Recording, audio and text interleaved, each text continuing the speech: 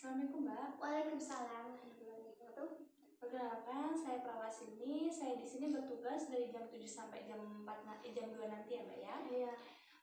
Ini dengan Mbak siapa? Mbak Rus. Ya Mbak Rus. Atas nama pasien Upin ya, Adik Upin. Nah, saya di sini ingin memberikan pendidikan kesehatan terkait peran keluarga untuk pentingnya perawatan pasien pasca di rumah sakit dan untuk mencegah kekambuhan gitu. Karena kan di Upin di sini sudah mau pulang ya Mbak ya, jadi keluarga harus tahu apa aja sih pendidikan kesehatan atau apa aja sih hal-hal yang harus dipersiapkan keluarga untuk menyambut pasien gitu ya. Nah sebelumnya kita sudah kontrak waktu ya Mbak ya. Ya. Kali ini kita akan pendidikan kesehatan sekitar 5-10 menit. Apakah bersedia? Bersedia. Langsung saja Mbak ya. Apakah tidak ada pertanyaan? Tidak. Jadi sebelumnya saya mau tanya dulu Mbak. Menurut Mbak, kambuh itu apa sih Mbak? Kambuh itu kalau dalam bahasa Indonesia itu kumat gitu, kumat lagi gitu. Kumat kembali gitu ya. Ya, jadi kalau dari bahasa ya seperti itu benar gitu ya. Jadi kekambuhan ini adalah kambuh atau munculnya gejala-gejala kembali atau gejala penyakit pada status mental pasien yang sama dengan pada proses yang telah dilalui pasien gitu. Jadi kambuh kembali seperti itu. Dan itu bisa masuk ke rumah sakit kembali. Nah, jadi angka kekambuhan ini itu semakin meningkat Mbak ketika pasien yang didukung dengan keluarga yang memiliki emosional positif seperti itu. Jadi peran keluarga ini sangat penting. Ketika peran keluarga ini menjadi faktor dalam mendukung kesembuhan pasien, maka pasien ini akan meningkat kesembuhannya atau terjadi kekambuhannya itu menurun persentasenya gitu. Dan sebaliknya ketika memang nanti peran keluarga itu tidak mendukung, maka kekambuhan pasien itu akan meningkat atau bisa balik ke rumah sakit kembali seperti itu. Terus yang kedua, keluarga harus paham tentang faktor yang menghambat gitu ya, faktor yang menghambat. Faktor yang mengalami kekambuhan gitu. Ada 4 faktor yang keluarga harus tahu. Yang pertama adalah klien sendiri terkait minum obat. Jadi kalau gangguan jiwa itu memang minum obat itu harus teratur. Jadi ketika minum obat sudah tidak teratur, maka kondisi mental pasien itu akan terganggu dan akan mengalami kekambuhan. Yang pertama itu ya. Yang kedua adalah terkait dengan dokter atau resep dokter yang diberikan. Jadi kan minum obat ini jangka panjang. Ketika resep dokter ini berefek ya Mbak, itu bisa menimbulkan depresi dan lain-lain. Nah ini urusan dokter. Jadi nanti bagaimana dokter mewaspadai agar efek samping ini tidak menimbulkan kekambuhan seperti itu. Terus yang ketiga adalah pasien yang sudah pulang dari rumah sakit ini harus ada penanggung jawab dari puskesmas setempat gitu. Jadi tetap harus dipantau dengan puskesmas.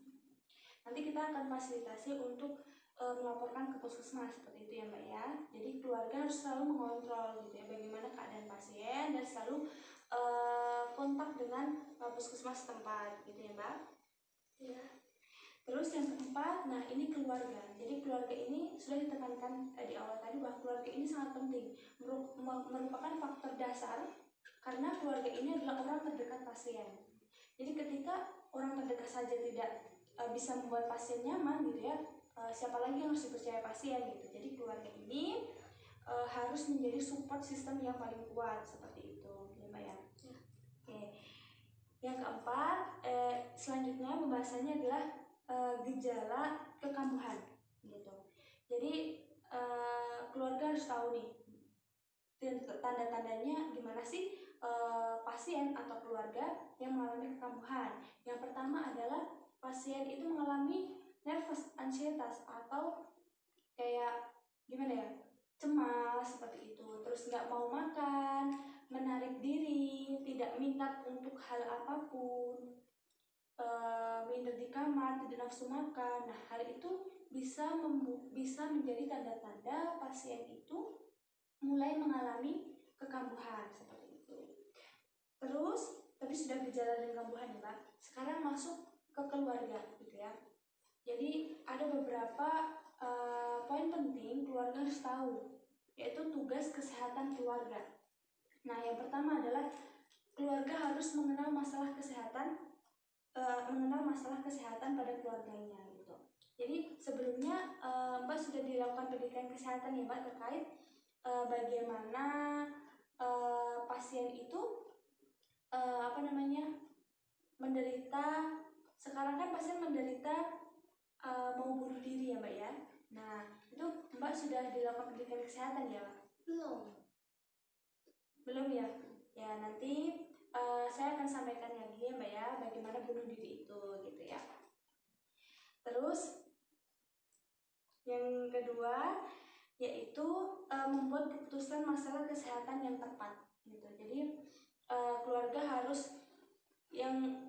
harus tahu mana sih keputusan prioritas kesehatan bagi keluarganya gitu. Jadi keluarga harus tahu. Nah, gimana cara memutuskannya? Yang pertama yang tadi, berarti kita keluarga itu harus tahu apa aja sih yang menjadi faktor-faktor penyebab timbulnya kekambuhan, timbulnya penyakit baru atau enggak bagaimana cara mengatasinya kayak gitu. Jadi keluarga sudah ada prioritas kesehatannya seperti itu.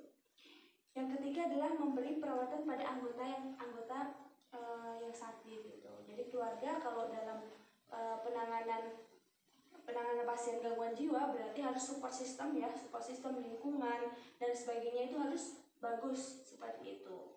Nah, ketika pasien itu mengalami gejala-gejala kayak ansietas dan sebagainya gitu ya, keluarga masih bisa menanganinya, ya diusahakan keluarga bisa menangani gitu ya. Kalau tidak, maka lanjutkan ke puskesmas setempat atau masukkan ke rumah sakit jiwa seperti itu.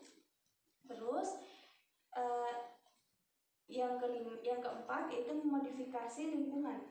Jadi lingkungan nyaman, aman, kayak gitu pasien akan tenang gitu ya, aman juga gitu. Jadi mentalnya juga akan bagus seperti itu ya.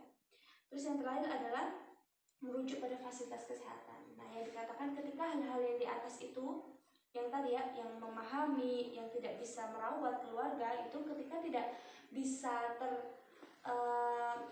terrealisasi atau terkompensasi oleh keluarga gitu ya, maka keluarga harus menyerahkan ke fasilitas terdekat. Nah, yang terakhir ya Mbak, ini yang paling penting nih, mungkin peran keluarga dalam memperlakukan gangguan jiwa gitu ya. Jadi kan kita kan kadang melihat orang dengan gangguan jiwa itu kayak hal yang aneh gitu ya. Tapi kita sebagai keluarga adalah orang yang harus melihat pasien ini sebagai keluarga. Dia sama seperti kita, tapi memang lagi sakit gitu ya, bukan hal kutukan dan lain sebagainya gitu. Yang pertama adalah keluarga yang harus tahu adalah keluarga harus perlu mempertahankan atau memberikan support harapan dan optimisme sembuh gitu. Jadi keluarga harus memotivasi bahwa kamu bisa sembuh gitu. Karena hal itu yang bisa menguatkan pasien gitu ya Mbak.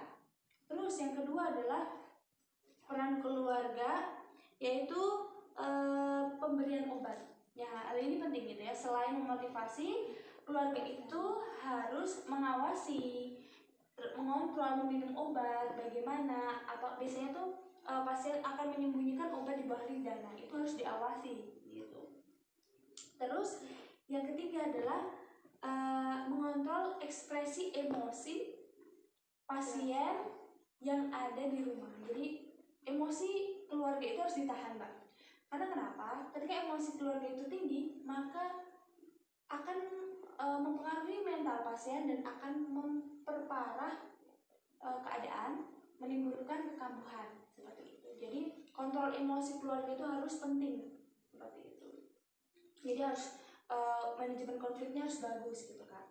Terus yang keempat adalah peran keluarga dalam meningkatkan fungsi efektif gitu. Jadi fungsi efektif ini termasuk motivasi, terus membuat senang, menciptakan rekreasi, apa sih yang dimau pasien gitu. Kita harus menimbulkan efektif atau kebahagiaan-kebahagiaan yang disukai oleh pasien seperti itu. Ya. Terus sudah Mbak, ada yang ditanyakan? Tidak ada. Jadi sekali lagi yang perlu ditekankan, ketika memang nanti keluarga itu sudah tidak bisa menangani pasien gitu ya, langsung saja hubungi fasilitas kesehatan gitu agar segera ditangani seperti itu. Ya. Saya Mbak penyampaiannya. Sebelumnya ditanyakan? Tidak ada. Tidak ada. Kalau gitu saya akan mengevaluasi ya Mbak terkait apa yang sudah saya sampaikan gitu. Jadi yang pertama, menurut Mbak, bagaimana sih peran keluarga dalam proses menekan kekambuhan atau menyembuhkan pasien seperti itu? Ya, terutama itu adalah mensupport adik kita yang sakit itu, terus memberikan obat-obatan dan memastikan dia tidak kambuh lagi. Baik, berarti memang keluarga itu hal yang penting, jadi garda terdepan gitu ya Mbak ya. Obat jangan lupa, selalu konsul gitu ya. Kalau ada apa-apa langsung ke rumah sakit gitu ya Mbak. Oke. Berarti sudah sedikit paham ya Mbak ya. Nah, ini ada leaflet untuk dibaca di rumah menjadi pedoman gitu ya. Ketika ada apa-apa silahkan hubungi kami gitu ya. Saya permisi dulu.